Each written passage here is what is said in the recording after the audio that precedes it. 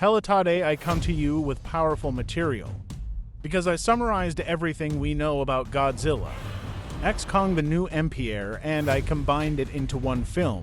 So if you want to know things like what the Shimu looks like, and how powerful it is, how Scar King will rule over the powerful Titan, and what is his plan, whether Godzilla is the most powerful Titan, can Kong I Die also hit a spoiler somewhere in the video, so watch carefully. So let's start with what Shimu is. So yes, this is the primordial Titan, first and oldest. It is all covered with snow and ice. And these are the powers that be. He is responsible for all glaciations and has started the Ice Age and froze Ghidorah. He exalts above Ghidorah, Destroyer, Kaiser Ghidorah. And the only Titan that has a chance against him is Godzilla. Keep watching and you'll find out why. However, there is one very important issue because Shimu does not make decisions because he is not alone, able to function independently. Maybe it's because someone once beat him. It was most likely God's Laplace. Shimu is a good Titan, so he could have an alliance with Godzilla. But we'll find out in the movie. I'm very curious how this will play out. We now know why Scar King is so powerful. Or rather, not him, but his subordinates. So now I will answer the question what it is like. Scar King's plan bit before viewers I just created for you in the posts community tab. This is a discussion about the movie Godzilla X Kong the new Empire. You can share your theories there and write what you think about the new movie. I will present the most interesting theories in your movie. Okay, now it's time for Scar King's plan. As you well know, Scar King this is a big orangutan that used to be. He joined forces with Godzilla in the Battle of the Titans. But at one point, he and all the Kongs stayed sent by Godzilla to Hollow Earth prison. And there he most likely defeated Warbat and made a weapon out of it, took control of the monkeys. It works on the principle of a herd. He defeated the alpha monkey and now he rules the herd. So maybe Kong will fight him for alpha status of the pack and will release the Kongs on Godzilla's orders to leave them alone, coexist, and maintain balance in the world. But you ask what his plan is. So thanks to the energy from the Hello, Earth is capable of controlling Shimu. This is his only power. More. There is no ability outside of weapons, and according to predictions, in an upright position is about 130 meters. Highest plan is to unite all the monkeys and Shimu to defeat Godzilla, the new lowest Titan, and rule the world. Destroy humans and all Titans. Athen controlling the Shimu defeat him. It's a bit crazy, but that's how it is. Heck. Let's see how it will be in the movie. No focus for a moment, because it's time for the king of the monsters. We are talking about Godzilla. As you can see, he has evolved. Absorb energies from Hollow Earth. Evolvity's new powers are Spiral Atomic Breath is approximately 10 times more powerful than regular atomic breath. The deadlier, hotter one is about 4 million degrees Celsius, where the regular one had 400,000.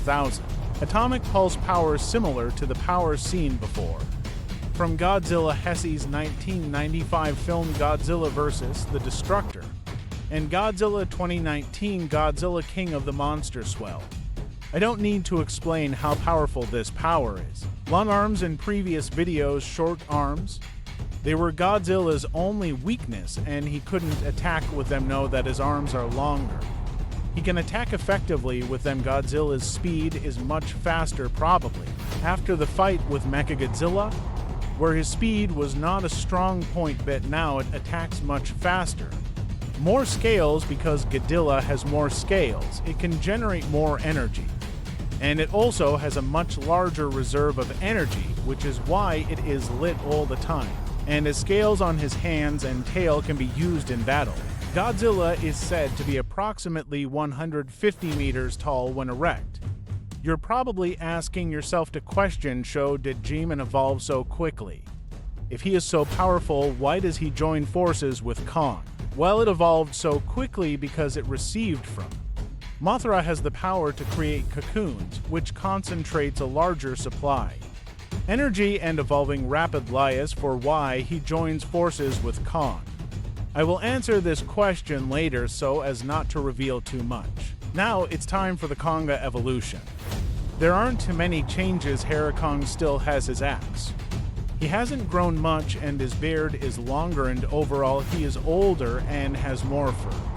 The only thing he got was a mechanical one. Kong's new glove can be used as a communication device, allowing him to better communicate sign language to people and convey important information. So this is the only improvement to the Kong. Now it's time for a hidden spoiler. This is supposedly a fight between Godzilla and Kong, in which Kong bows to Godzilla and drops his axe, then he receives his paw. And apparently there will be more fights between Godzilla and monsters in the movie. It's supposed to be a show of Godzilla's strength. Do you think that the Titans started rebelling because of Scar King?